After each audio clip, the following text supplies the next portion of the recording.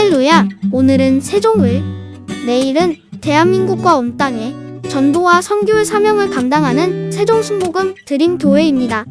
하나님의 사랑과 은혜가 치유와 응답이 있는 성령 충만한 교회입니다. 구독과 중보기도로 드림가족이 되어보세요. 오늘도 주 안에서 참 좋은 날입니다.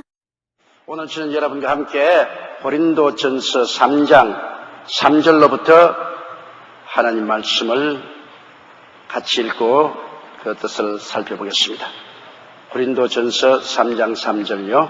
다 같이 읽으십시다. 너희가 아직도 육신에 속한 자로라. 너희 가운데 시기와 분쟁이 있으니 어찌 육신에 속하여 사람을 따라 행함이 아니리요. 저번에 여러분께 말씀드렸처럼 사람은 세 가지 종류가 있다고 말했습니다. 육체의 사람, 전혀 그리스도를 믿지 않은 성령이 없는 육체의 사람이고, 그 다음에 예수를 믿고 성령은 계시나 아직 완전히 헌신하지 못하고 세상에 한 발자국 두고 하늘나라에 한 발자국 둔 육신에 속한 사람이고, 그 다음에는 그 나라와 그 일을 온전히 구하며 사는 성령 충만한 신령한 사람이 있다고 말씀했어요. 그런데 이 육체의 사람은 세상의 육신의 정욕, 안목의 정욕, 이 세상 자랑을 따라서 아무 거리낌 없이 삽니다. 그 사람들은 어디서 와서 왜 삶이 어디로 가는지도 모를 뿐 아니라 알려고 생각지도 않습니다. 멸망받을 짐승과 같이 육신의 본능을 쫓아서 살다가 그냥 죽으면 그뿐이라고 생각하고 있는 것입니다. 그러나 육신에 속한 사람은 어디서 와서 왜 삶이 어디로 가는지 알고 있어요. 예수님께서 길이요 진리요 생명인 것을 알고 있습니다. 그리스도를 구주로 모시고 성령께서 와 계셔요. 그렇지만은 아직까지도 세상을 사랑하는 마음이 하나님을 사랑하는 마음과 반반으로 그 마음을 나누어 놓고 있습니다. 그래서 하나님도 사랑하고 세상도 사랑하고 함께 사랑하려는 것입니다.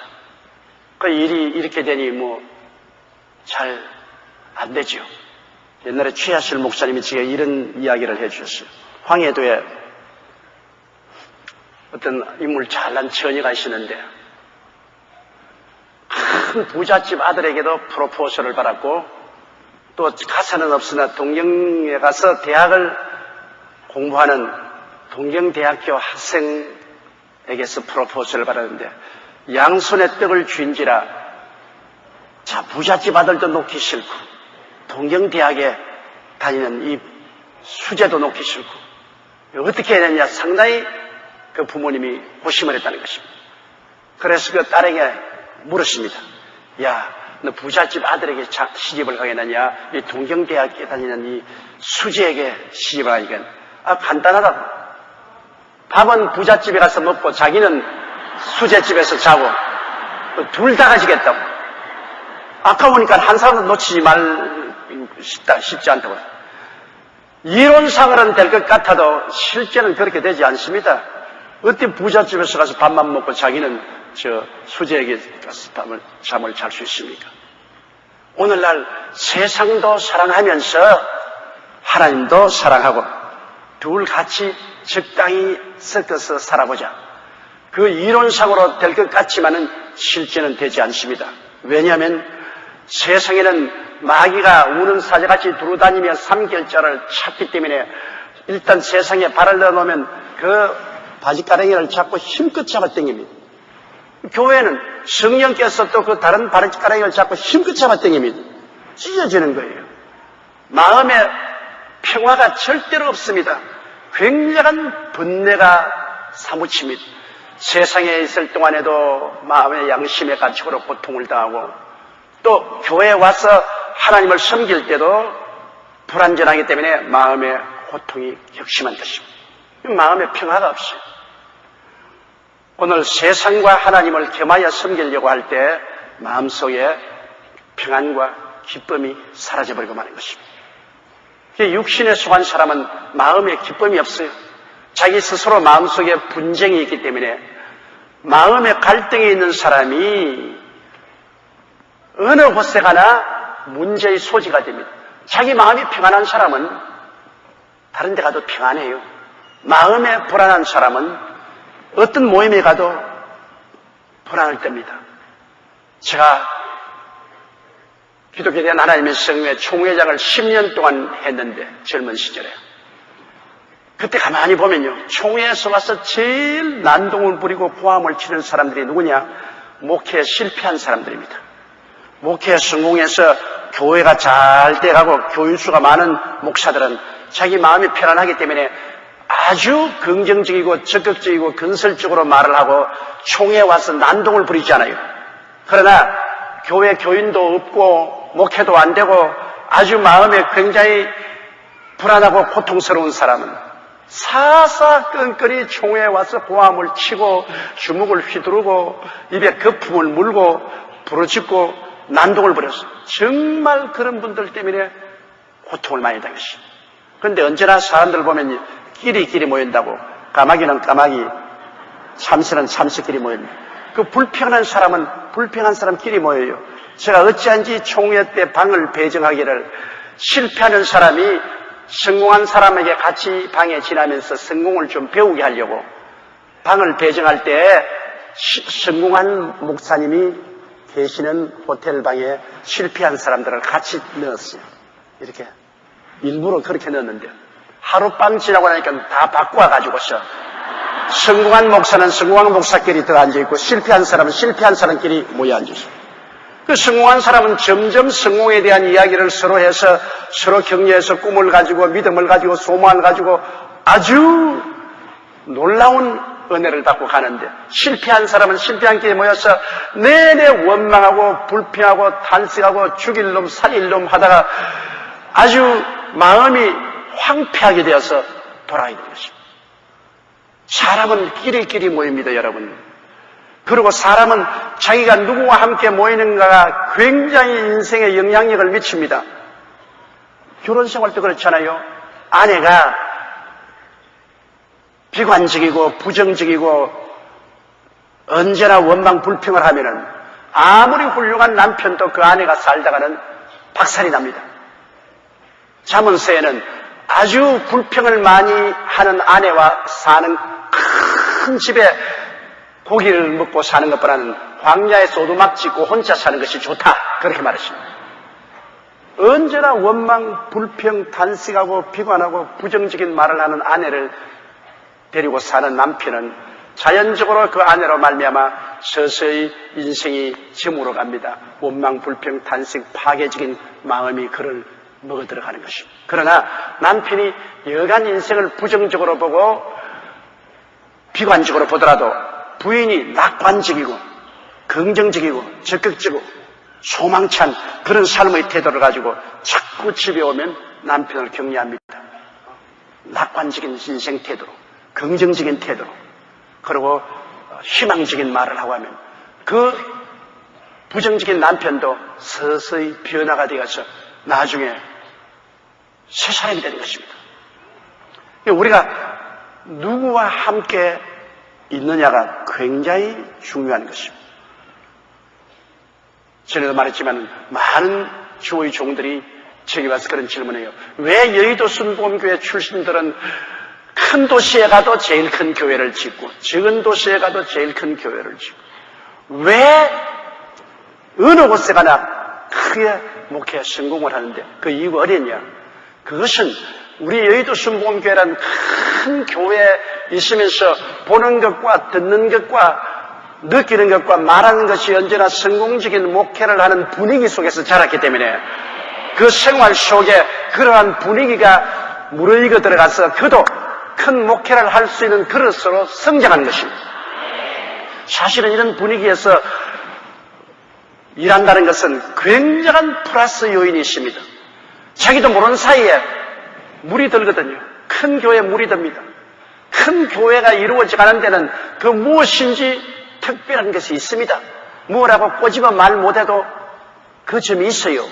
그런 것이 그가 듣고 눈으로 보고 늘 말하고 그 생활하는 가운데 몸에 배어서 큰 교회를 이렇게 나갈 수 있는 삶의 자세가 되어버린 것입니다. 왜 자동적으로 어떤 곳에 가는지 목회를 하는데 큰 교회가 될 수 있는 자세가 되어 있으므로 자꾸 사람들이 모여오고 큰 교회를 이룩하게 되는 것입니다. 그러므로 여러분께서 교회 생활하더라도 이 셀 미팅에 가도 원망하고 불평하고 부정적이고 자꾸 이 이마에 습삼자 내천자를 그리고 있는 사람하고 같이 지내면 함께 망한다고요. 그러나 언제나 인생을 희망적으로 보고 낙관적으로 긍정적으로 적극적인 태도로 보고 기도하고 믿고 나가는 사람 같이 있으면 나도 거기에 끌려 들어가서 그러한 삶의 태도를 취하게 되고 복을 받게 되는 것입니다. 이러므로 우리는 신령한 사람과 같이 교제해야지 육신의 사람과 같이 교제하면 안 됩니다, 여러분. 세상 반, 하늘나라 반, 마음속에 끝없는 갈등을 가지고서 자기 스스로 불안하고 고통스러운 사람이 언제나 다른 사람에게 불안과 고통을 전파하는 것입니다. 그러므로 너희가 아직도 육신에 속한 자로다. 너희 가운데 시기와 분쟁이 있으니 어찌 육신에 속하여 사람을 따라 행하며 보십시오. 육신의 사람은 자기 스스로가 마음에 평안이 없고 갈등이 있고 고통이 있으니까 자기보다 잘 되는 사람 시기하고 그 다음에는 사사건건이 분쟁을 일으키고 이렇게 해서 하늘나라를 황폐케 하는 것입니다. 육신의 사람이 많이 모이면 하늘나라가 황폐게 돼요. 그런데 어느 곳에 가도 당회에 가도 장로님 중에 신령한 장로님이 있는가 하면 육신에 속한 분이 있고 남성교회 가도 여성교회 가도 육신의 사람이 있는가 하면 신령한 사람이 있고 그래서 옛말에 미꾸라지 한 마리가 도랑에 꾸중물 다 일으킨다고 그 육신에 속한 사람이 계속해서 시기하고 분쟁을 일으킵니다. 이 시기와 분쟁이 언제나 일어나요. 그래서 이 시기와 분쟁을 잘 극복하지 못하면 당회도 갈라지고 재직회도 갈라지고 남성회도 갈라지고 여성회도 갈라지고 권사회도 갈라지고 이런 분열이 생기는 것입니다. 그러나 그 분열의 책임은 나중에 하나님께 심각하게 받아야 될 것입니다. 성령은 하나 되게 하시고 신령한 사람들은 언제나 하나 되게 합니다. 성령이 계시기 때문에 성령은 언제나 하나 되게 하죠. 그러나 마귀는 육신의 사람을 통해서 자꾸만 분리시키는 것입니다. 그 분리가 시기와 분쟁입니다. 남이 나보다 조금만 잘 되면 도저히 잠을 자지 못해요. 어찌한지 그 끌어내려야 되고 어찌한지 얼굴에 흑칠해야 됩니다. 그리고 가만히 지나가는 개 귀사바덩이 가지고서 개하고 분쟁이 붙습니다. 가만히 지나가는 개 왜 귀사바덩이에요? 그 개하고 물고 찍고서 그 가만히 있는 사람 참 건드려가지고서 분쟁을 일으켜요. 이러므로 여러분 우리 스스로의 가슴에 손을 얹고 생각할 때 내가 육신에 속한 신자냐 신령한 신자냐 그것을 가만히 살펴보십시오. 이 지난 한 달 동안에 여러분께서 마음속에 얼마나 많은 이웃에 대한 시기하는 마음이 일어났는가 얼마나 많은 사람하고 분쟁을 했는가를 생각해 보십시오. 나는 시기한 사람도 없고 남 잘 될 때 박수 치지고 나는 사람들하고 분쟁하지 아니했다. 신령한 사람입니다. 성령이 같이 계신 사람. 나는 상당히 시기 많이 하고 욕도 했어요. 그리고 싸움도 한 5-6번 했지요. 육신에 속한 사람입니다. 육신에 속한 사람은 하나님 앞에 종아리를 맞을 준비를 해야 되는 것입니다. 왜냐하면 하나님은 사랑하는 자식마다 징계하니까 육신의 사람을 그대로 내버려 놓으면 세상으로 흘러갈 뿐 아니라 하나님의 나라에 많은 상처를 입히기 때문에 육신의 사람은 언제나 하나님 앞에 종아리를 맞습니다. 여러분 자식 여러분 알잖아요. 아주 착하고 순종하는 자식은 매를 안 맞아도 불평 원망하고 집안에 문제를 일으키는 자식은 별 도리 없이 부모에게 종아리를 얻어맞게 되어 있는 것입니다. 안 때린다면 부모가 그 자식 사랑하지 않죠. 사랑하면 그 자식 잘 되기 위해서 때리는 겁니다. 그러므로 우리 하나님께서는 우리를 사랑하기 때문에 그 사랑이 우리를 보호하고 돌보아주는 것으로만 나타날 거 아니라 매섭게 채찍을 때려서 종아리에 피명이 들게 하는 것 이를 통해서도 하나님의 뜨거운 사랑이 우리에게 나타나게 되는 것입니다. 이러므로 우리는 죽을 때도 감사하고 매를 맞을 때도 눈물을 흘리면서도 감사를 해야 되겠습니다. 자, 4절 보십시다. 어떤 이는 말하되 나는 바울에게라 하고 다른 이는 나는 아볼로에게라 하니 너희가 사람이 아니리요. 이제 파장을 말합니다.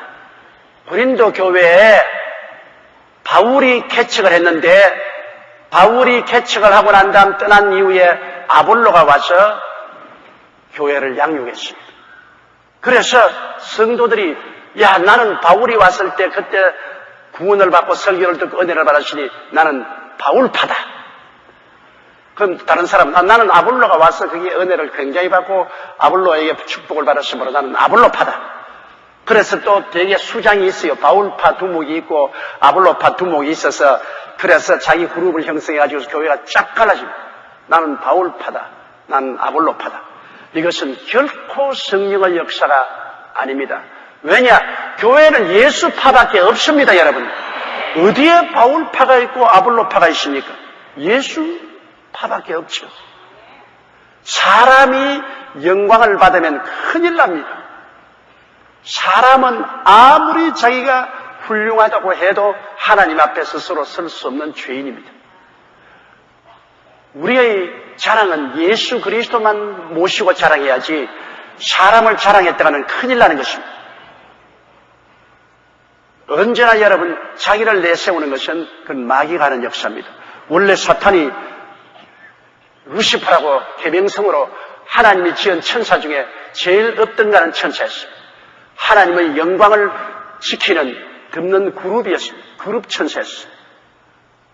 그런데 그가 왜 타락했습니까? 자기가 영화로우니까 나중에는 자기 보좌를 높여 하나님의 보좌와 동등되게 하고 하나님과 같이 되려고 머리를 흔들다가 하나님께 지켜서 사탄으로 내어 쫓기고 말한 것입니다. 마귀는 언제나 자기를 나타내요. 마귀의 성품을 받은 사람은 언제나 자기 자랑이에요. 왜 사람이 하나님을 자랑하고 예수님을 자랑하지 않고 사람을 자랑하려고 합니까? 저는 44년 목회하면서 한국에 위대한 주의 종들이 일어났다가 넘어지는 걸 많이 보았습니다. 초기에 일어나서 하나님의 영광으로 충만하여 수많은 사람에게 구원을 베풀고 하나님의 기사와 이적이 많이 나타난 사람이 얼마 있잖아요. 변질되어서 많은 사람이 따르고 칭찬하니까 그만 예수님은 온데가 안 되었고 자기의 자랑을 하기 시작합니다. 내가 재림주니, 내가 특별한 무슨 나무니, 내가 동방의 의인이니 자기 자랑을 하기 시작하자 모두 다 거꾸러졌습니다. 하나님 앞에서 자기를 나타내고 자기를 자랑하는 사탄의 그 모습을 나타내자 하나님 앞에서 쫓겨난 것입니다. 노아의 후손들이 시날 광야에 모여서 바벨탑을 쌓지 않습니까? 우리가 탑을 쌓아 꼭대기를 하늘에 닿게 하죠. 그냥 탑을 쌓았으면 괜찮아요. 탑을 쌓아 꼭대기를 하늘에 닿게 하자. 그것은 하나님과 이 구울이 되자 그 말인 것입니다.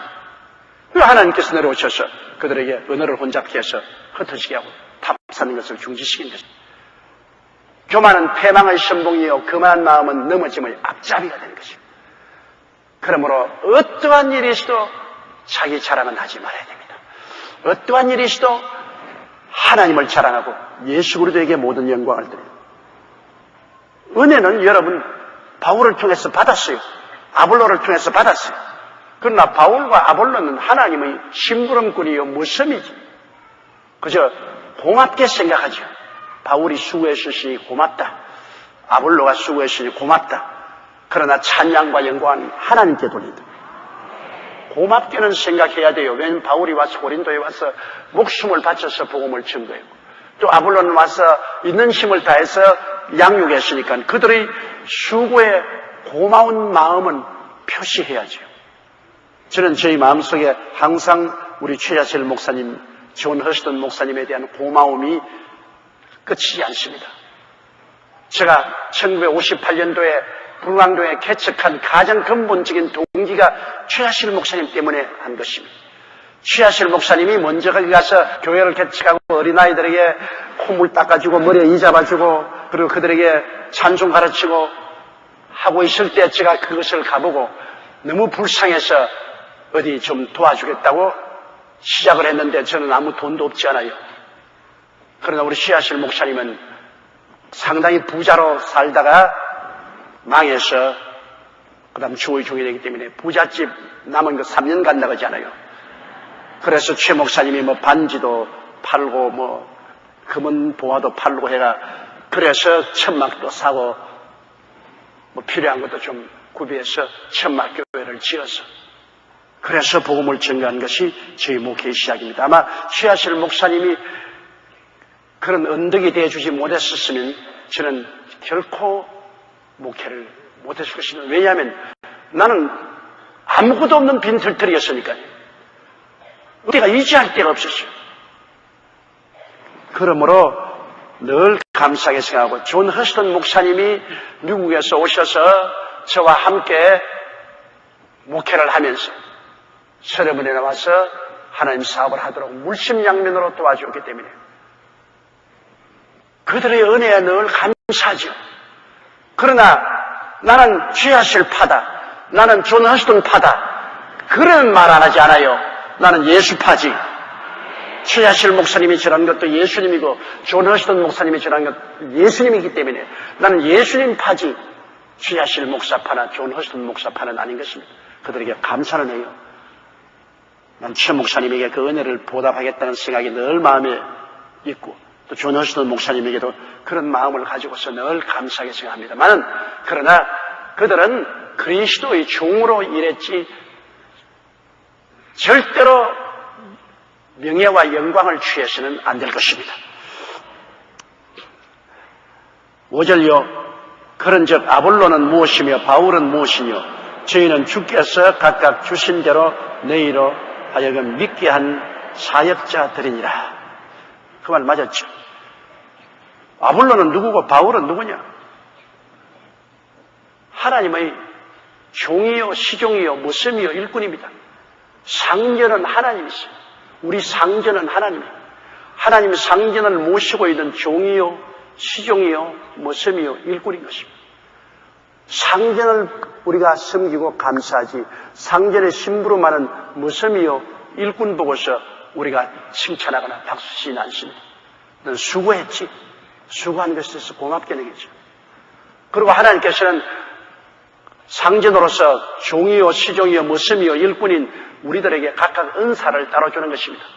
바울 선생은 개척하는 은사를 주고 아볼로는 개척한 교회에 들어가서 양육하는 은사를 주시고 사람들마다 그 은사가 다 달라요. 주의 종이라고 해서 다 똑같지 않아요. 셀리드라고 해서 다 똑같은 은사를 받는 것은 어떤 분은 기도를 잘합니다. 어떤 분은 말씀을 잘 전가합니다. 어떠한 분은 하나님의 능력이 따릅니다. 하나님의 권세가 따릅니다. 어떠한 사람은 구제 잘하고 다른 사람은 위로 잘하고 어떤 사람은 가르치기를 잘하고 하나님께서 각 사람에게 특기를 주셨는데 그 자기의 은사를 충분히 발휘해서 일하면은 크게 하나님의 은총을 받을 수가 있는 것입니다. 자기가 하나님 나라에서 어떤 은사를 받았는지 알아야 돼요. 저는 제가 어떤 은사를 받았는지 알고 있어요. 저는 목사의 은사를 받았고 그리고 복음 전도자 부흥사의 은사를 가지고 있습니다. 하나만 받았으면 팔자 편안하게 살 건데 목회만 하면 제가 얼마나 편해요. 근데 목회의 은사에다가 부흥사의 은사를 같이 받았으니까 한머리 목회하면서 또 다른 면에 부흥회 다니면서 국내외 출장 다니면서 복음을 전하니까 다른 사람보다 호불호 일을 해야 되므로 굉장히 심신에 피곤합니다. 나는 그것도 모르고 옛날에 신학교 시절에 기도할 때 모든 은사를 다 주시옵소서. 모든 은사를 다 주시는데 이제 생각하니 하나님이 많은 모든 은사를 다 주었었으면 벌써 나 죽었을 거예요. 감당을 할 수 없어요. 욕심이 많지. 지금 두 은사도 감당하기가 힘듭니다. 사실은. 그러나 일단 하나님 주신 은사를 사용하지 아니하면 안 되기 때문에 제가 목회도 하면서 부흥회도 계속 하려고 노력을 하는데 요새 힘에 붙여서 좀 골골할 때가 많아요. 그러므로 아볼로는 무엇이며 바울은 무엇이냐? 주께서 각각 은사를 주신 대로 믿게 한 종이요, 시종이요, 머슴이요, 일꾼입니다. 머슴과 일꾼이라는 것을 여러분 잊지 마십시오. 우리는 다 하나님 앞에서 머슴과 일꾼으로 부름받았는데 거기에 플러스 알파에서 하나님의 자녀의 명분을 주신 것을 생각하고 기뻐하고 감사해야 될 것입니다. 6절요. 나는 심었고 아볼로는 물을 주었으되 오직 하나님은 자라게 하셨나니. 자, 직분이 다르지 않아요. 바울은 심었다. 개척자인 것입니다. 바울은 어느 곳에 가나 개척을 한다고 무수히 고생했습니다. 여러분, 개척이 굉장히 힘들지요. 개척은 이 돌짝밭을 갈아서 돌을 다 치우고 가시와 엉겅퀴 있는 꿀을 치우고 옥토를 만들어서 씨를 뿌리자니까 개척하는 사람은 굉장히 고된 삶을 삽니다. 저는 저희 평생의 교회를 3번 개척했는데요. 불광동에서 개척했고 서대문에서 개척했고 그 다음에는 이 여의도에 나와서 개척을 했는데, 개척이라는 것은 죽었다가 살아나는 각오를 해야 되는 것입니다. 개척지에 가서 자기 자신을 그곳에 파묻지 않고는 결코 그곳에 교회가 부활에 일어나지 않습니다. 편안하게 교회를 개척하겠다, 어림없는 일이죠. 오늘 개척 교육을 받고 나가는 사명자들이 여기 앉아 있는데, 내가 여러분 보면 장하기도 하고 불쌍하기도 하다. 왜냐? 그리스도의 복음을 위해서 교회를 개척하는 것보다 더 위대한 일이 없고 더 장한 일이 없으니 그건 하늘나라에 가서 큰 상급을 얻을 수 있는 것이고 위대한 일이지만, 그러나 개척은 죽어야 돼요. 개척은 쉽게 편안하게 교회가 개척되지는 않습니다. 날카로운 괭이를 가지고 땅을 파도 힘든데 이런 뭉뚱한 십자가로 사람의 마음을 파야 되는 것입니다. 세일스맨은 무엇으로도 팔 때 있잖아요. 화장품이라도 들고 옷가지라도 들고 나가서 팔지만은 이는 순전히 말씀을 팔아야 됩니다. 눈에 안 보이는 예수 그리스도의 구원의 복음을 팔아야 돼요. 그러니 힘이 들 수밖에 없죠. 저는 개척교회 할 때 보통 하루에 5시간 이상 기도를 했습니다. 5시간 이상 기도하면 온 무릎이 다 벗어집니다.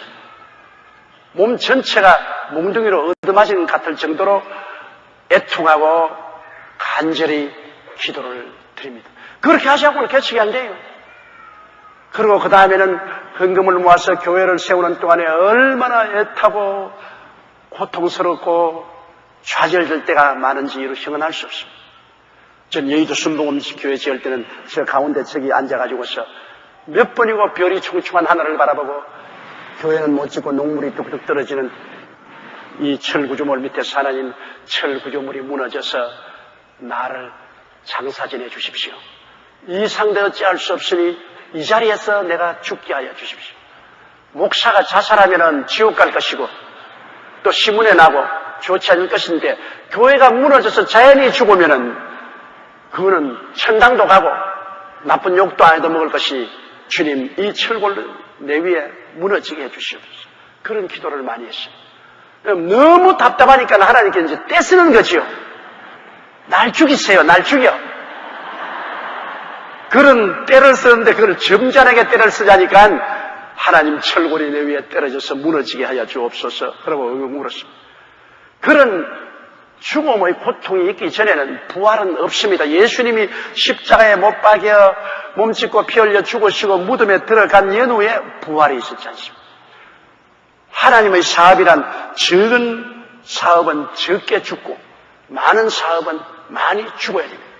죽음이 없이 하나님 사업은 이루어지는 법이 없어요. 그것이 법칙입니다. 우리 대한민국에 오늘 복음이 증거된 지 120년 됐는데 한국에 여러분 이 불교와 유교의 본 터전 위에 그리스도의 복음이 심어져서 지금 1200만이 이곳에서 하나님을 예배한다는 것은 이 위대한 교회의 부활인데 이 부활을 위해서 먼저 예수 믿은 사람들이 얼마나 많이 죽었습니까? 대원군 시대에 여러분 얼마나 많은 사람이 죽음을 받았습니다.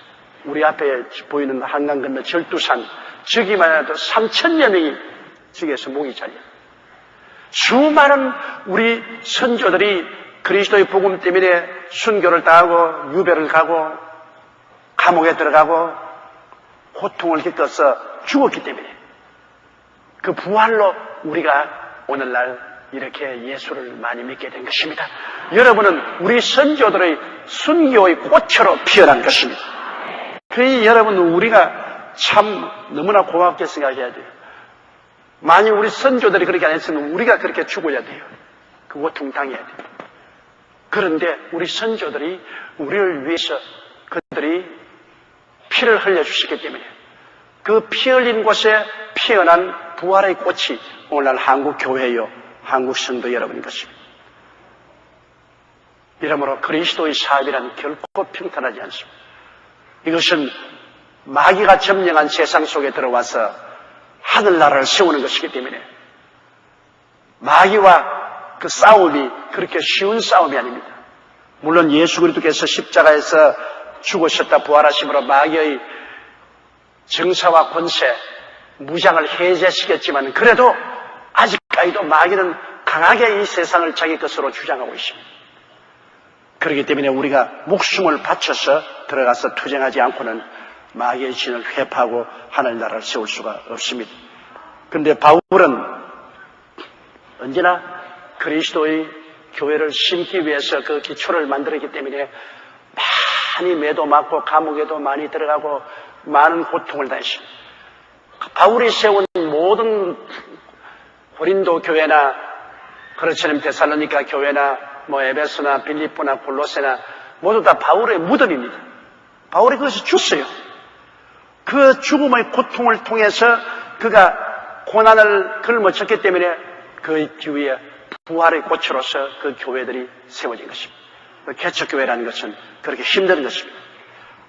우리 지금 개척을 시작한 지 오늘까지 160여 개척교회가 되어 있는데 그 중에 지금 시들어져 가는 교회도 많이 있어요. 왜? 죽기를 각오하지 아니하고 포스럽게 개척을 하려고 한 사람들은 지금 손을 들고 있어요. 그럼 죽어야 돼요. 그럼 부활이 없어요. 그러나 일사 각오하고 나가서 목숨을 바쳐서 일한 사람들은 벌써 300명, 500명까지 개척교회에 성공한 지하들이 있어요. 이건 부활은 자기의 피와 눈물과 땀의 결과로 되는 부활인 것입니다. 바울은 개척의 연사를 받았고 아볼로는 개척해놓은 바울의 교회에 가서 물을 주는 것입니다. 자라게 물을 주는 것입니다. 그러나 자라게 하시는 하나님이십니다. 바울이 아무리 개척하고 아무리 씨를 심어놔도 아볼로가 와서 물을 주어도 하나님이 자라게 안 하시면 자랄 수가 없죠. 그 모든 일이 종국에는 하나님의 손에 있습니다. 사람이 마음으로 자기 길을 계획할지라도 발걸음을 옮기시는 이는 하나님이신 것입니다. 사람이 일을 계획해도 성사는 하나님께 있는 것입니다. 사람의 생각으로 되잖아요. 제가 젊었을 때는 아주 오기가 있어서 무엇이니 내가 계획을 세워서 내 뜻대로 밀면 될 줄 알았습니다. 그러다가 나이를 먹어가면 먹어갈수록 점점 삶의 경험이 생기면 생길수록 가슴 깊이 깨달은 것은 인생 만사가 내 마음대로 안 된다는 것입니다. 내가 아무리 힘쓰고 애쓴다고 해도 내 뜻대로 안 된다는 것입니다. 하나님이 다 정해진 그 길로 걸어가는 것입니다. 그러므로 내 뜻대로 마옵시고 주의 뜻대로 하시옵소서. 그 기도밖에 할 것 없습니다. 한 해 동안에 어떠한 일이 일어날지 알지 못하잖아요. 하나님이 자기를 사랑한 자를 위해서 예비해 놓은 모든 것은 눈으로 보지 못하고 귀로도 듣지 못하고 마음으로도 생각지 못했다는 같이 우리 앞날에 눈을 보아도 안 보이고 귀 못 들어도 못 듣고 마음으로 깨닫지 못해요. 하나님이 예비하신 거예요. 그러니까 우리는 그저 마음을 다하고 뜻을 다하고 정성을 다하고 목숨을 다하여 주 하나님을 섬기고 그저 하나님 시킨 대로 해야 돼요. 하나님 시킨 대로 해야 돼요. 그러면 하나님이 우리의 길을 만들어 주시는 것입니다. 하나님은 길을 만드시는 분이신 것입니다. 하나님이 길을 만들지 우리가 길을 만들겠다고 길을 쓰고 애를 쓰다가 결국에는 실패하고 맙니다. 오늘 세계 평화가 유엔이 저렇게 모여서 끊임없이 이야기해도 평화가 오지 않잖아요. 세계 평화는 온 세계 인류가 하나님을 찾아야 평화가 오는 것입니다. 하나님을 찾고 하나님께 모든 것을 맡기면 하나님께서 평화를 가져와 주시지. 하나님 제껴놓고 사람의 힘으로 아무리 평화를 가져오려고 해도 평화가 와야 말이죠. 우리 남북통일도 가집니다. 남북통일도 사람의 힘으로 아무리 애를 쓰고 힘을 써도 앞날이 보이지 않아요. 이것은 하나님께 맡기면 하나님의 때가 오면은 하나님이 역사하시면 대번이 되는 것입니다. 아무리 엄동설한이라도 여러분 양춘 가절이 오면은 설한 부품 물러가고 얼은 한강물이 녹고 눈설이 사라지고 아름다운 꽃이 피는 것입니다. 때가 있어요. 하나님이 모든 일을 하시는 때가 있어요. 우리는 그 하나님의 때를 기다리면서 간절히 기도해야 되는 것입니다. 하나님의 때, 하나님의 방법으로 모든 것이 이루어지지. 때를 내 힘으로 빨리 땡길 수도 없고 방법을 내 마음대로 한다고 되는 것이 아니에요. 그렇기 때문에 범사에 하나님께 길을 맡기고 우리가 간절히 기도할 때는 것입니다. 내 길을 야훼께 맡겨버리라. 그래야 제가 너를 지도하시려고 말씀하십니다. 맡겨야 돼요. 예수님도 여러분 때를 얼마나 엄하게 지켰는지요. 가나의 혼인잔치에 보세요. 마리아가 와서 이 집에 포도주가 떨어졌다 하니까 여자여 나와 무슨 상관이 있나이까. 내 때가 아직 오지 아니하였나요. 잠시 후에 물을 포도주로 만드실 예수님께서 불구하고 몇 분 사이인데도 불구하고 주님은 내 때가 아직 이르지 않았습니다. 그러나 그만 이후에 조금 있다가 종들로 보고 별내통에 물을 채워서 잔치 연회장에게 갖다 주라 했습니다. 불과 4, 5분 차인데도 불구하고 주님은 때를 앞서지도 아니하고 때를 뒤로 물러가기도 했습니다. 성경에 늘 보면 요한복음에 유대인들이 예수를 잡으려고 하나 아직 그 때가 오지 아니했다 그렇게 말하셨습니다. 하나님은 천지 만물을 운영하는데 꼭 때를 따라 하시는 것입니다. 때를 무시하면 안 돼요. 그 사람들이 하나님의 때를 무시하고 앞서서 나가면 안 되거든요. 또 하나님의 때를 놓쳐도 안 되고, 그러므로 우리가 항상 기도하고 성령님의 인도를 바라면 하나님의 성령께서 하나님의 때, 하나님의 방법으로 주의 사역을 이루어 주시는 것입니다. 잘하게 하는 것은 하나님이 하십니다. 바울이 열심히 심어놓은 것 좋아요. 그렇게 해야 돼요. 아볼로가 힘있게 물을 주고 말씀을 전하는 것 좋아요. 그러나 사람의 마음을 감당하고 변화시키는 것은 하나님 하시는 것입니다. 여러분 여의도 순복음교회 여기 와서 제가 열심히 개척을 했어요. 그러니까 바울의 역할도 했어요. 그 다음에 아볼로 역할도 했어요. 열심히 복음을 전했어요. 그런다고 해서 교회가 자라는 건 아닙니다. 하나님이 자라게 해주셨어요. 하나님. 저는 지금 생각해봐도 어떻게 하다가 여의도 순복음교회가 생겼는지 알 수가 없어요. 지금도 실감이 안 난다고요. 저희 스스로 여의도 순복음교회를 개척해서 이렇게 세웠다고는 추호도 생각이 안 되는 것입니다. 왜냐하면 그럴 힘이 제게 없어요. 더구나 주일날 보면 1부, 2부, 3부, 4부, 5부, 6부로 계속해서 성도들이 구름대같이 모여오는 걸 보게 될 때 도대체 어디에 있다가 이렇게 모여오는 것이냐? 누가 오라고 해서 오는 것이냐? 더구나 추운 겨울날 살을 내는 듯이 고통스러운데 왜 여의도 순복음교회까지 오는 중간에 수많은 교회가 있는데도 그 지나쳐서 여기까지 오느냐? 그건 하나님의 역사지 사람의 역사는 아닌 것입니다.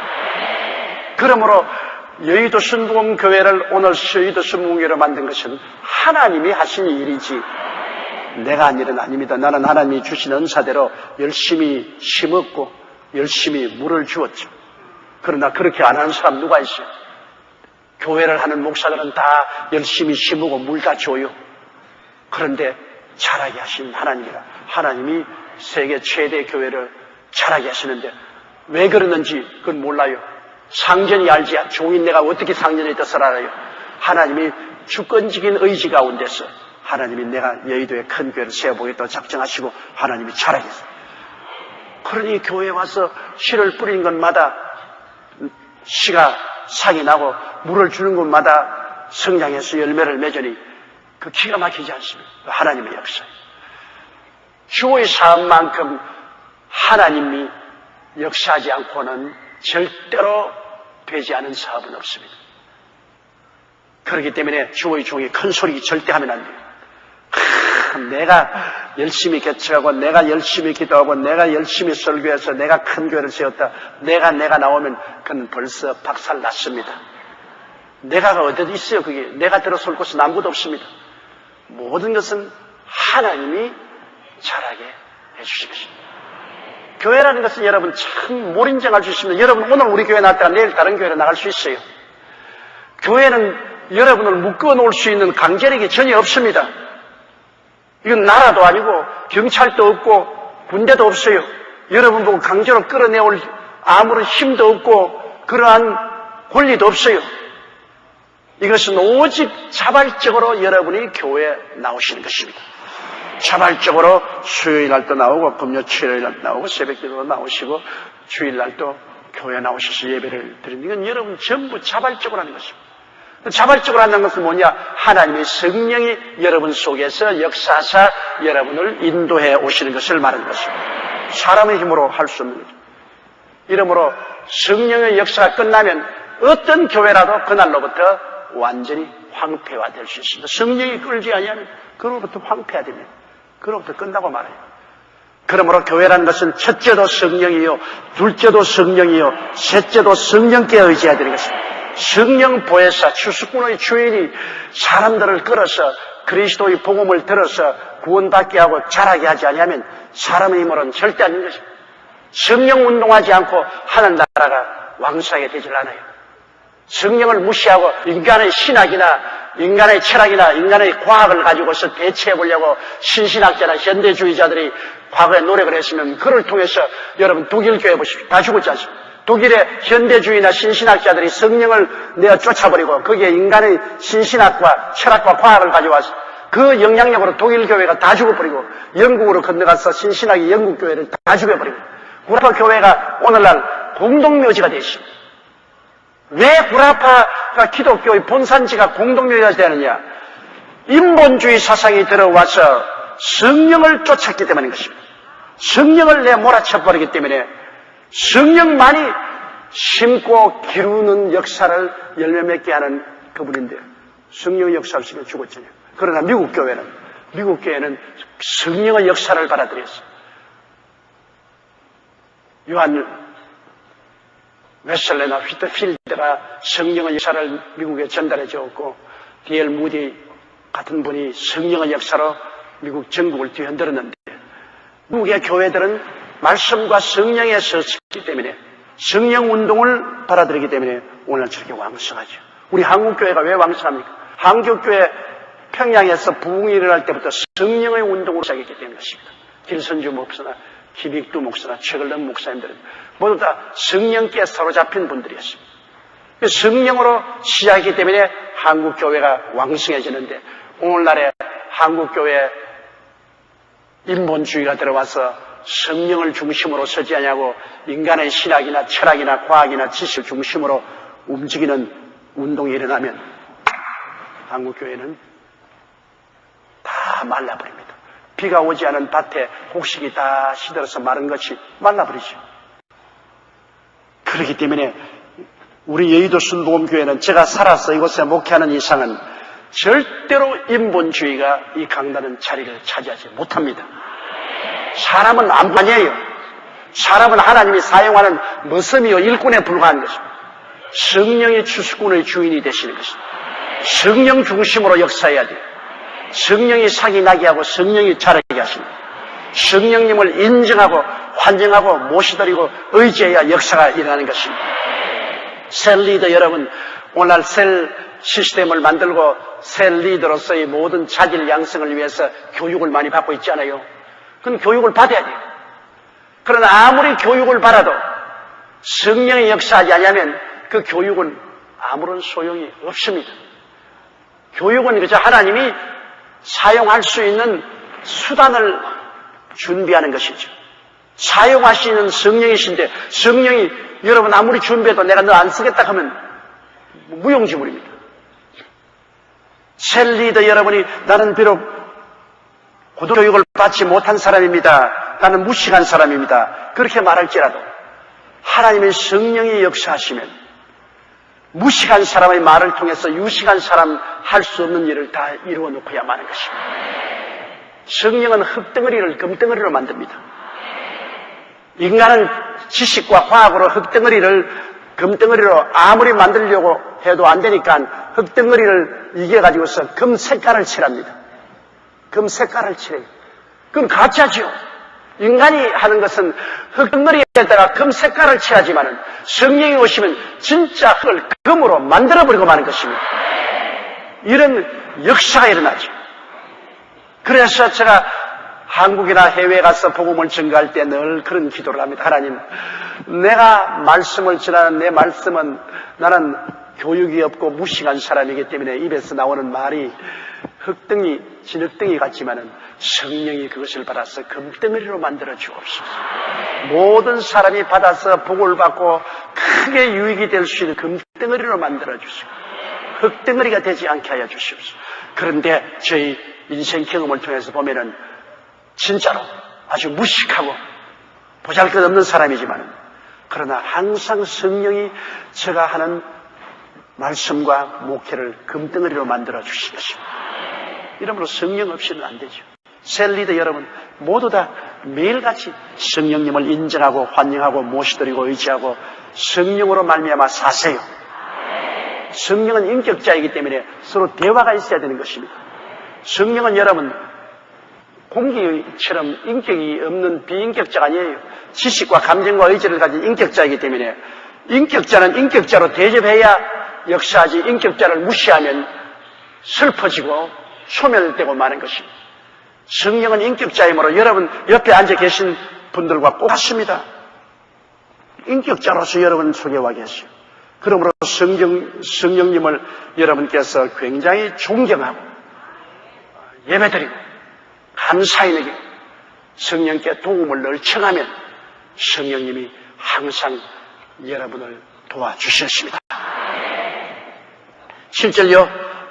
그런즉 심는 이나 물 주는 이는 아무것도 아니로되 오직 자라게 하시는 하나님뿐이라. 그렇지요. 심는 이는 상전이 시키는 대로 심었고 물 주는 이는 상전이 시키는 대로 물을 주었어요. 심는 씨도 누가 주었습니까? 자기 씨 아닙니다. 상전이 주셨습니다. 하나님이 주신 씨예요.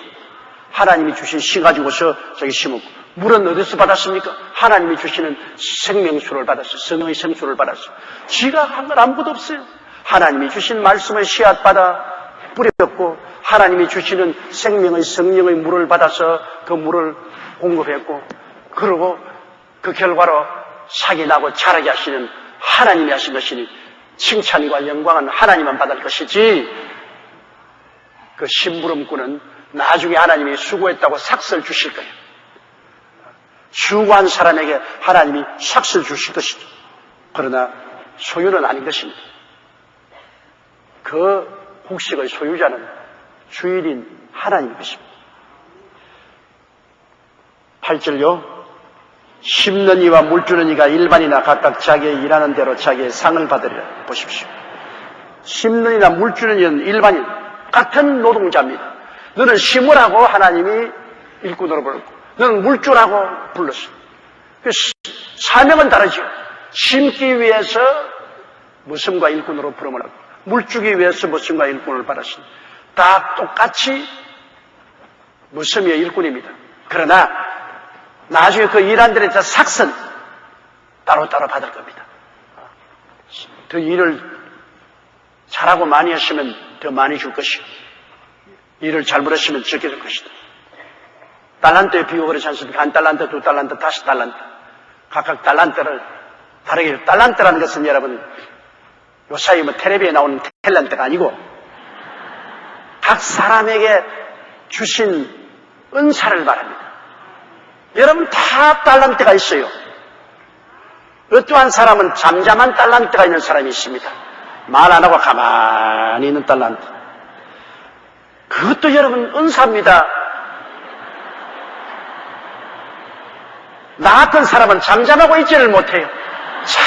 자꾸 말하는 달란트를 받아가지고서 자꾸 말하기 때문에 피곤도 하고 말을 많이 하면 굉장히 피곤하다고요.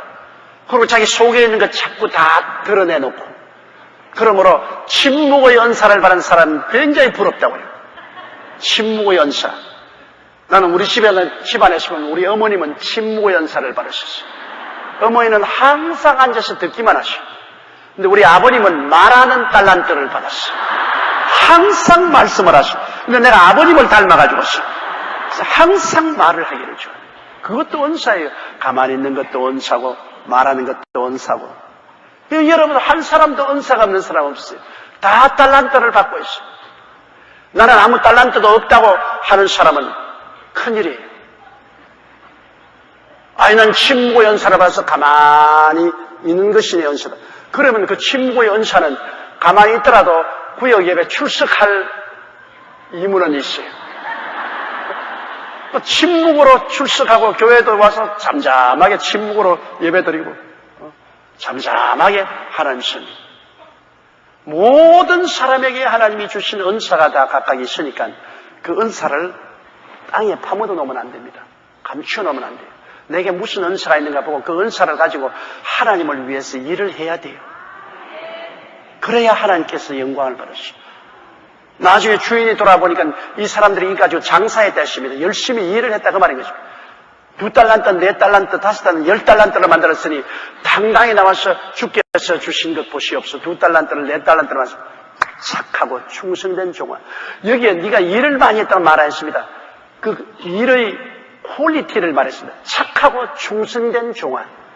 착한 마음하고 충성스러운 마음으로 열심히 일해서 2달란트를 4달란트로 만들어. 5달란트를 10달란트는 크게 만들었습니다. 불구하고 주님께 똑같이 말했습니다. 착하고 충성된 종아.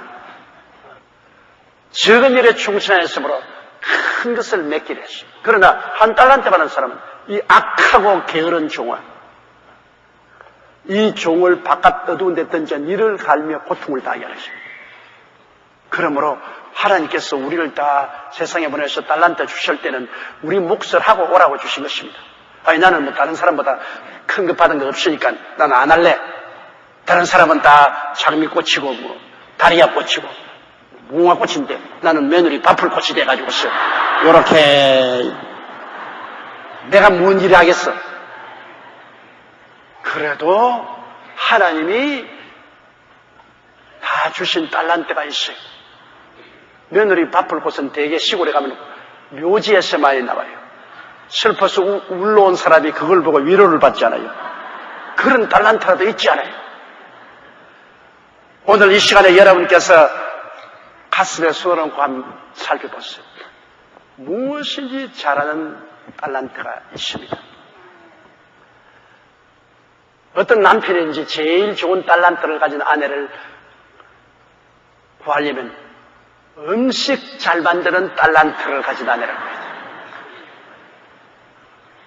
여러분 젊을 때는 얼굴이 이쁘면 얼굴을 보고 애정이 가는데 나이를 먹으면 음식을 잘 만들면 음식 솜씨를 보고 애정이 간다.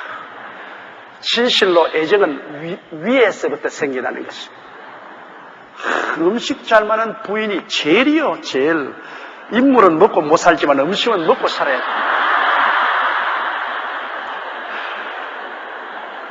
사실 여러분 인물이 잘난지 못난지는 한 6개월 지나면은 몰라요. 다 그게고 그게. 더구나 한국 사람들은 뭐 50대 넘으면 다 똑같아요. 내가 보면. 내가 강가에 보면 다 둥글둥글하고 넓적하고 다 똑같아요. 그러나 음식 잘 만들면 이건 최고야. 그건 매일같이 아침, 점심, 저녁으로 음식을 먹는데 그 맛이 있고 입에 감칠맛이 있으면 좋지. 똑같은 대구 매운탕을 끓이는데 똑같은 재료를 주는데 한 집에 가면 그것이 그렇게 맛이 있어요. 그런데 한 집에 가면 씁쓸하고 간이 안 맞고 너무나 맛이 없어요. 이럴 수가 있는 거예요. 그건 그 달란트입니다. 음식을 잘 만드는 것 달란트인데 열심히 배워와서 늘 수도 있습니다만 그러나 근본적으로는 음식 잘 맞는 분은 달란트. 우리 할머님은 초등학교도 못 나오신 분이신데 뭐 요리책이라고는 평생에 본 적도 없고 들은 적도 없을 겁니다. 그런데 우리 할머님이 음식을 만들면 그렇게 맛이 있어요. 무엇이든지 맛있다고 할머님이 음식을 만듭니다. 그래서 다른 사람이 음식을 만들어 놓으면 저희들이 어릴 때부터 할머니 와서 저 음식에 손 좀 한번 만져주세요. 다른 사람이 다 음식을 만들어 놓은 것이라도 할머님이 가서 이렇게 만지고 하나 잡숴보시고 이거 소금을 좀 쳐라. 간장 좀 더 쳐라. 이러면 그만 그 음식이 그렇게 맛있더라고요.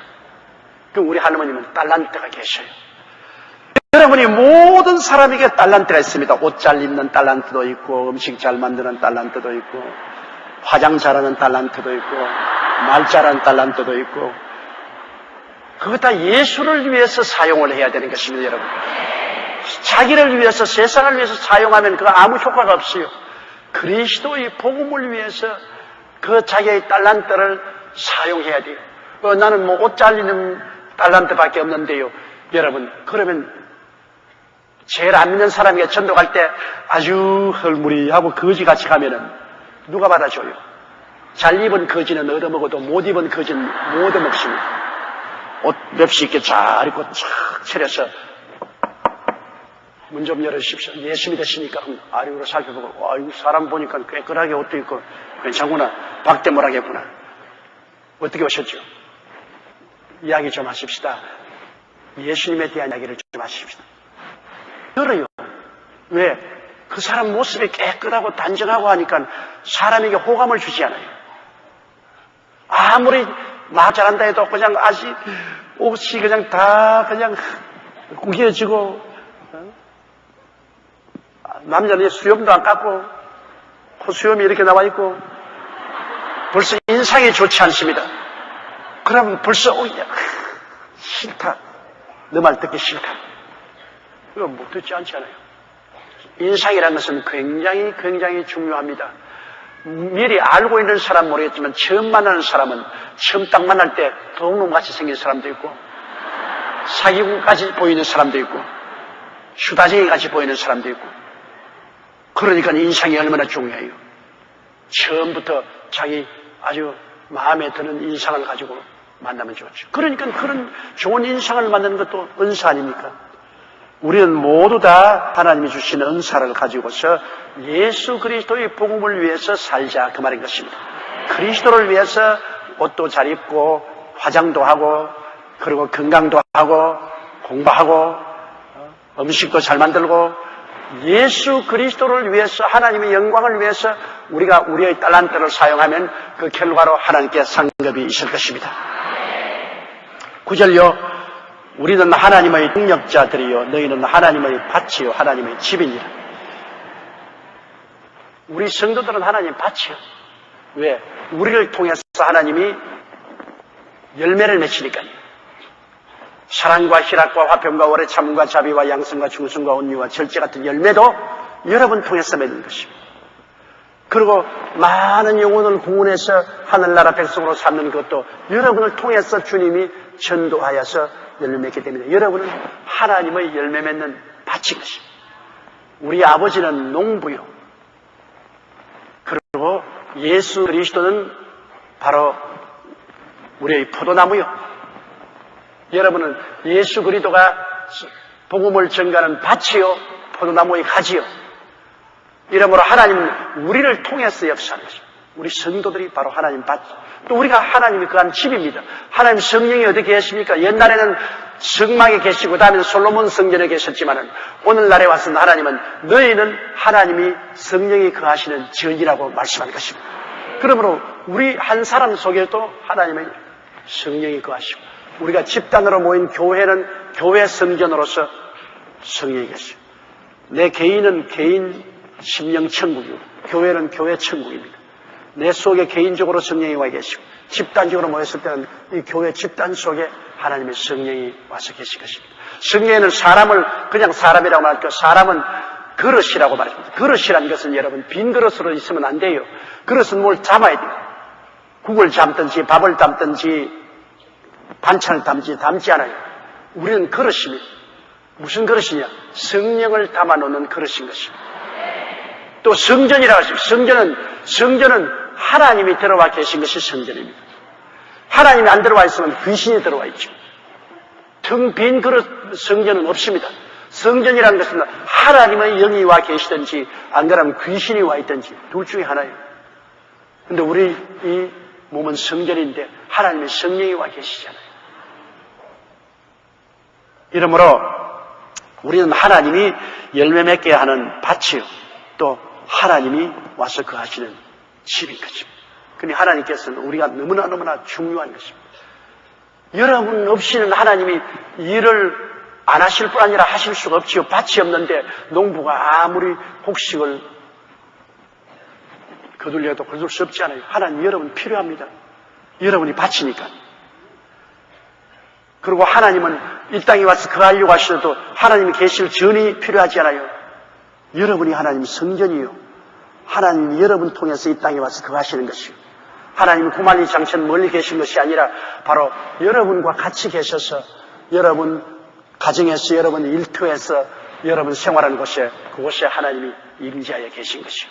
그러므로 우리는 하나님과 함께 일하는 자인 것입니다. 여기 보니까 우리는 하나님의 동력자들이라는 것은 하나님이 여러분과 함께 계셔야 밭을 가꿀 수가 있고 함께 계셔야 여러분 속에 하나님이 성전으로 거할 수 있기 때문에 하나님과 우리는 같이 사는 것입니다. 같이 일하고 같이 거하는 것입니다. 그렇기 때문에 우리 기독교 신앙이란 우리 하나님과 우리와 결코 멀리 떨어져 있지 않습니다. 아버지와 아들은 시간과 공간을 초월해서 항상 우리와 같이 계신 것입니다. 지금 이 자리에 현재 여러분을 통해서 일하시고 농사 지으시고 그리고 여러분을 통해서 거하시는 것입니다.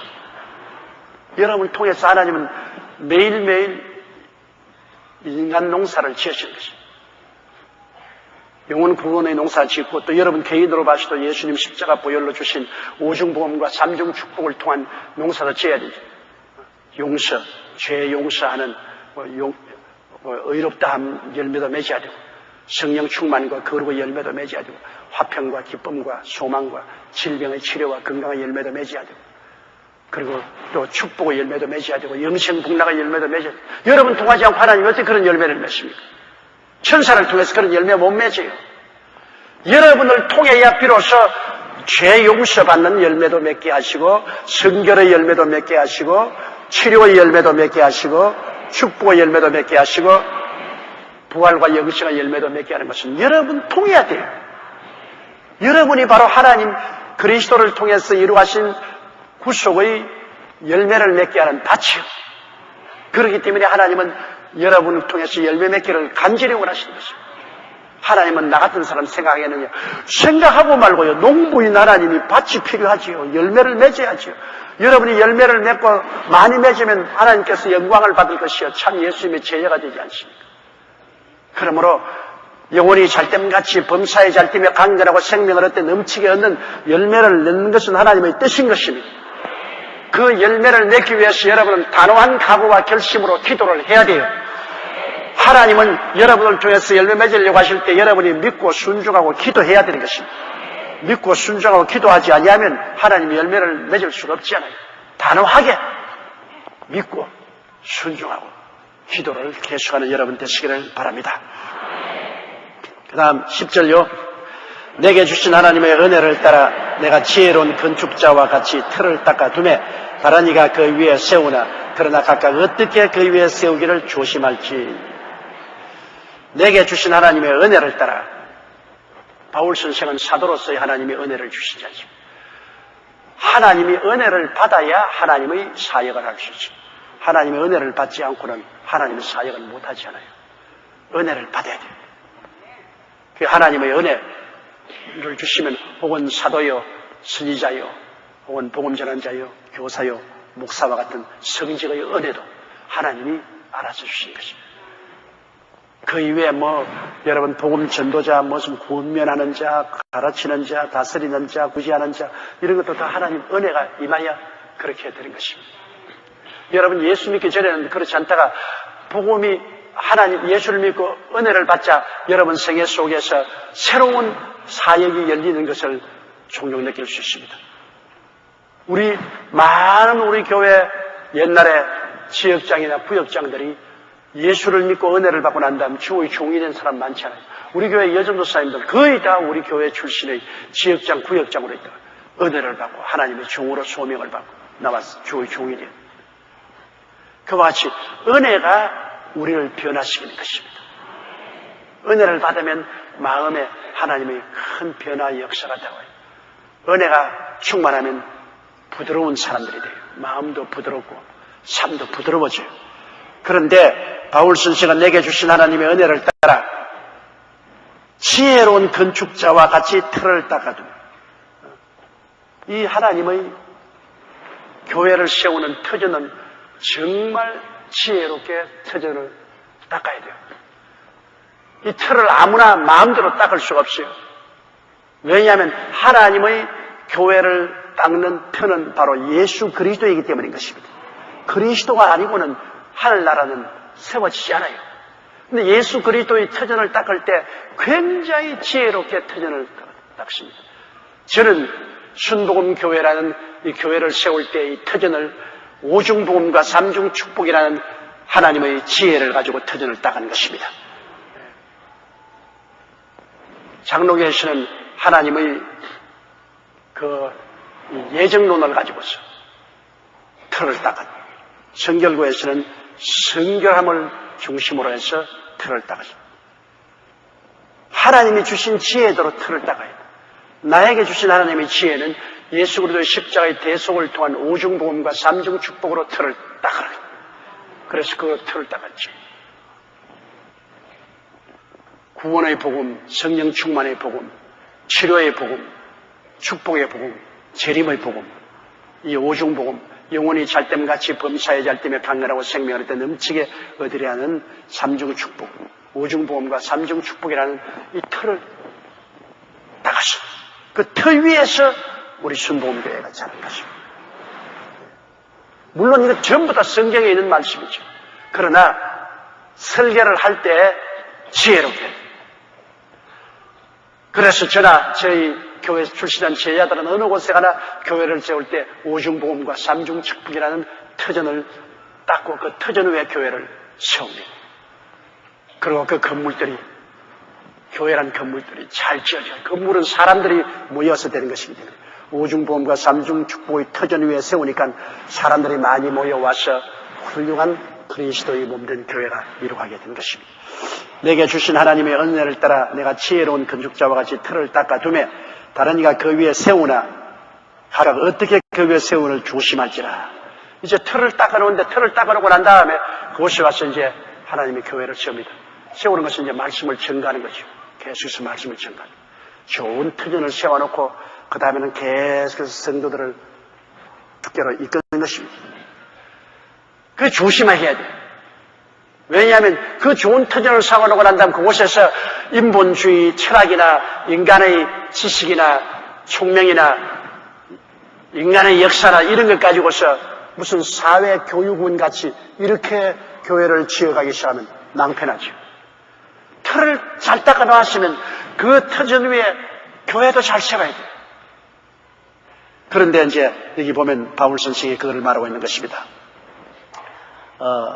11절요. 이 닦아둔 것 외에 능히 다른 틀을 닦아둘 자가 없으니 이 틀은 곧 예수 그리스도라. 예수 그리스도 외에는 터가 없어요. 근데 예수 그리스도를 바라볼 때 여러 가지 형태로 바라봅니다. 예수 그리스도는 아주 빛이 찬란한 다이아몬드와 같아서 이 모습으로 볼 수 있고 저 모습으로 볼 수 있고 이 모습으로 볼 수 있어요. 어떠한 사람은 예수 그리스도를 통해서 볼 때 죄 용서받고 구원받는 것밖에 못 보는 사람이 있습니다. 그러면 용서하는 예수 그리스도를 틀어 닦아서 계속해서 죄만 용서하는 그리스도를 전달합니다. 죄만 용서하는. 그럼 그 터 위에서 또 다른 사람은 죄를 용서한 예수께서는 또 우리를 거룩하게 한 성결케 하신다. 그러면 늘 성결케 하는 그 터전을 위해서 복음을 주고 또 침례교와 같이 만인 제사장직으로 예수 그리스도를 믿어서 모두 다 하나님을 섬기는 제사장이 된다. 그 면에서 참 중심으로 복음을 전하는 것입니다. 그러므로 모두 다 터는 예수 그리스도이지만은 예수 그리스도를 바라보는 그 관점에 따라서 강조점이 달라지는 것입니다.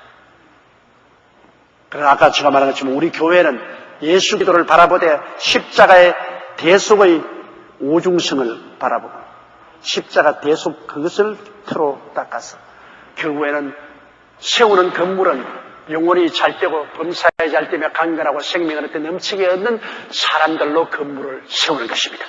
터는 예수 그리스도의 대속의 태우제. 그 대속을 통해서 예수를 믿는 사람들은 삼중 축복을 받는 사람으로 세우는 것. 이것이 우리 교회에 가는 방향인 것입니다. 오중 복음의 틀을 닦고 삼중 축복의 건물을 지어 올린다. 이것이 우리가 나가는 길이죠. 12절요. 만일 누구든지 금이나 은이나 보석이나 나무나 풀이나 지푸로 이 터 위에 세우면, 자, 이제 그 터전 위에서 예수 그리스도의 터전 위에서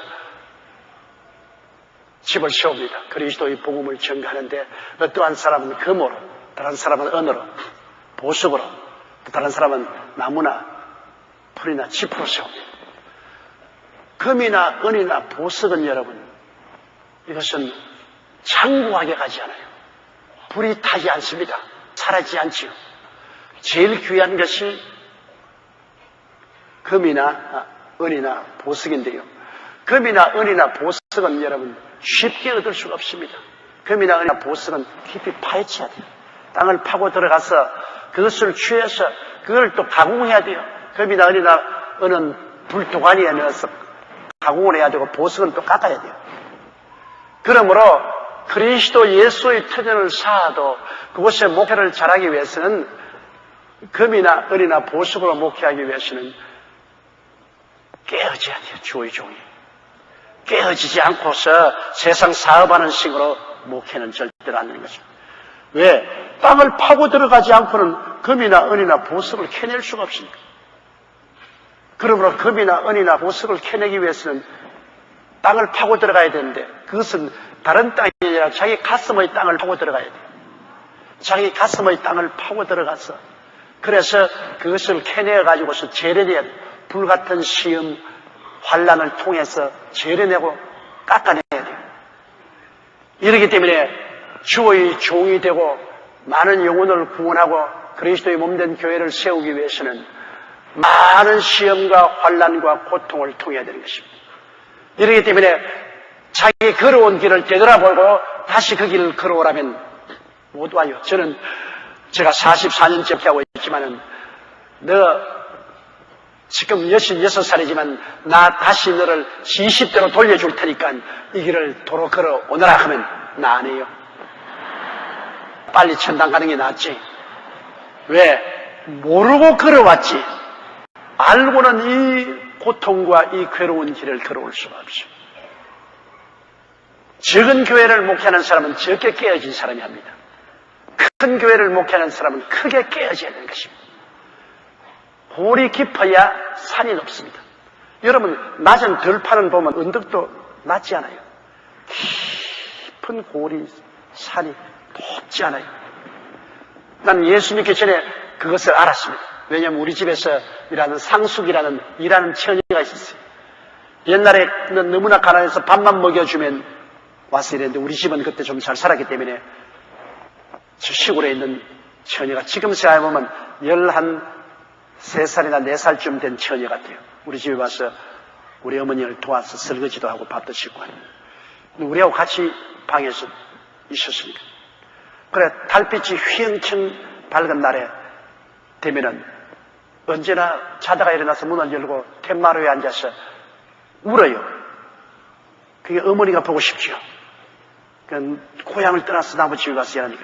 근데 하루는 노래 소리가 들리게 내가 자다가 깨서 들어보니까 산이 높아야 골도나 깊어지.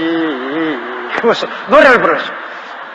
그게 내 마음속에 굉장히 인상이 들렸어요. 훌쩍훌쩍 울면서 산이 높아야 골도 깊다. 그게 자기 인생을 보고 하는 말입니다. 자기 지금 인생에 큰 골이 깊고 괴로운 생활을 하지만은 이것이 결과에는 높은 산에 올라가는 길이라는 그런 의미로 알고 불렀는지 모르고 불렀는지 부르고 있는데 그게 나에게는 교훈이 되었어요. 내 어린아이 때인데 산이 높은 산에 가려면 깊은 골을 통해야 되는구나. 그러면 낮은 산에 올라가면 골이 낮은 데로 가는구나. 사실 그래요. 그 다음 그 처녀의 노래소리가 지금도 내가 떠나지 않아요. 큰 산꼭대기 같은 높은 교회를 지으려면 깊은 골짜기를 통해야 되는 것입니다. 고통의 시련의 골짜기를. 조그만하게 하려고 하면 이렇게 낮은 골만 통하면 조그만하게 돼요. 이러므로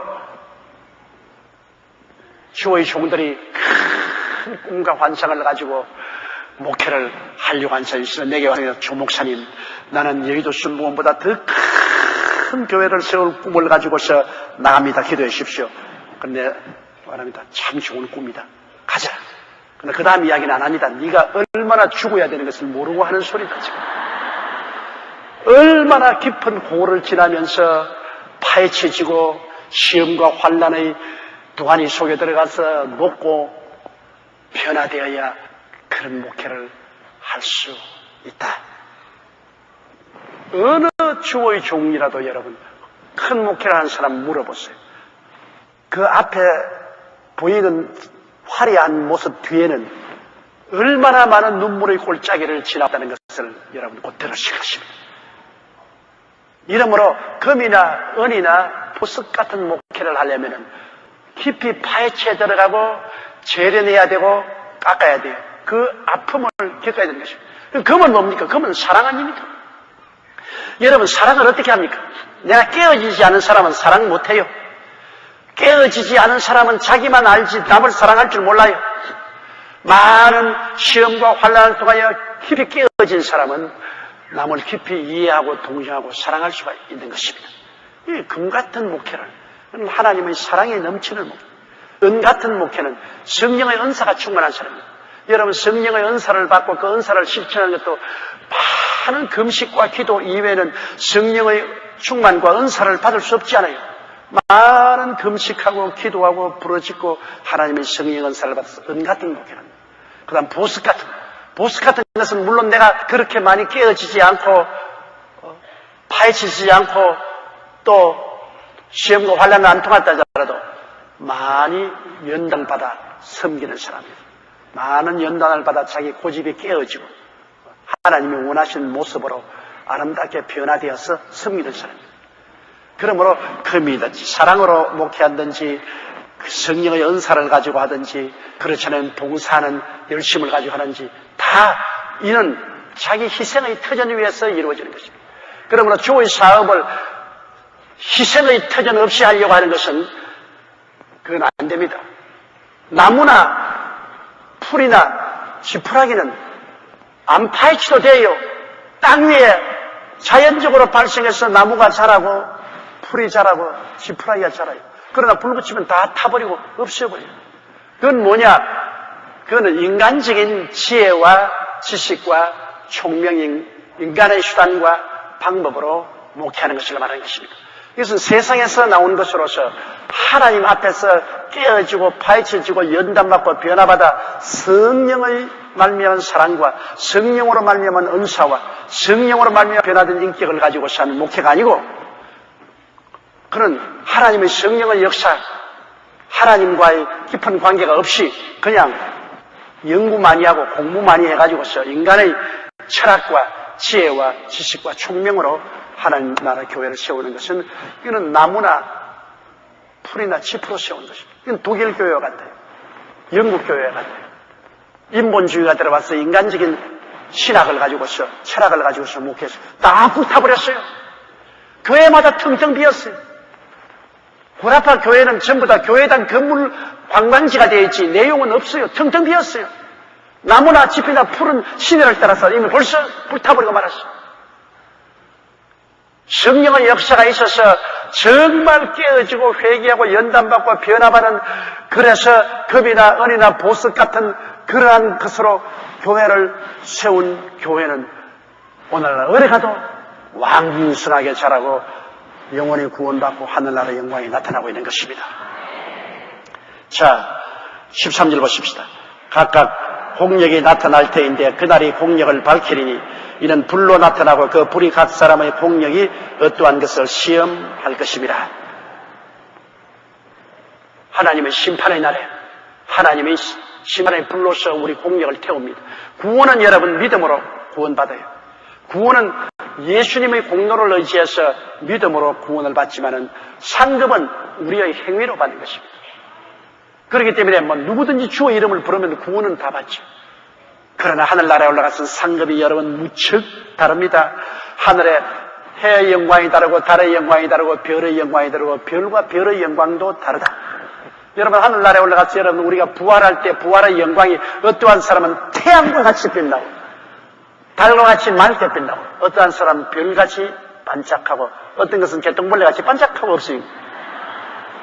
영광이 달라요. 여러분 여기 여의도 순복음교회 지금 앉아서 다 같이 예배 드리고 있지만은 여러분 하늘나라에 올라가서 여러분 부활의 영광을 받아서 하나님의 심판의 불이 임하여서 그 불을 통해서 우리가 하나님 앞에 서게 되는 것입니다. 공력이 나타나요. 그럼 이 세상에서 자기 인간 자랑, 자기 자랑, 세상 자랑, 인본주의, 나무나 짚이나 풀 같은 인간의 방법으로 내가 주를 믿은 것은 다 확 타버려요. 아무것도 뭐 없어. 그러나 그렇지 않고 내가 그 불을 통할 때 어떠한 사람은 정금같이, 어떤 사람은 은같이, 어떤 사람은 보석같이 빛나면서 주님 앞에 서게 되는 것입니다. 이건 뭐 속일 수가 없이 하늘나라의 공공행상은 봐주는 것이 없습니다. 그러므로 이 땅에 사는 동안에 우리가 정말로 깨어지고 연단받고 변화받고 성령으로 말미암아 주님의 영광을 위해서 하나님을 섬기는 그런 삶을 살아야지요. 자기 자랑을 위해서, 자기 위신을 세우기 위해서, 인간 자랑, 지혜 자랑, 학문 자랑, 인본주의 이런 것으로 해서는 하늘나라에 가서 다 없어져 버리고 마는 것입니다. 여러분 하늘나라는 영원히 사는 곳인데요.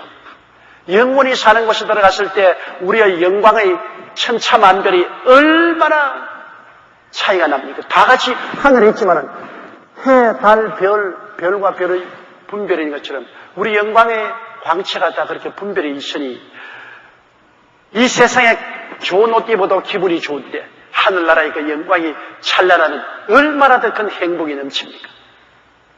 아이고 뭐 지금은 뭐 내 마음대로 살고 하늘나라야 뭐 올라가서 적당히 올라가게 하면 되겠지. 그렇지가 않아요. 여기는 잠시 사는 것이고 그거는 영원히 사는 것입니다. 그러므로 예수님께서 말씀하기를 썩어질 양식을 위해서 일하지 말고 영원히 있을 양식을 위해서 일하라고 말씀을 하십니다. 14절요. 만일 누구든지 그 위에 세운 공력이 그대로 있으면 상을 받고 보십시오. 불이 타지 않고 금이나 은이나 보석으로 남아있으면 그 자체가 상이요. 또 하나님이 칭찬해 주시고 그 다음 15절요. 누구든지 공력이 불타는 해를 받으리니 그러나 자기는 구원을 얻되 불 가운데서 얻은 것 같으려. 해봤지요. 손해를 보다가 말인 것입니다. 나는 굉장히 일을 한 것 같은데도 불구하고 하늘나라 가면 아무 가치가 없습니다. 내가 옛날에 대전에 가서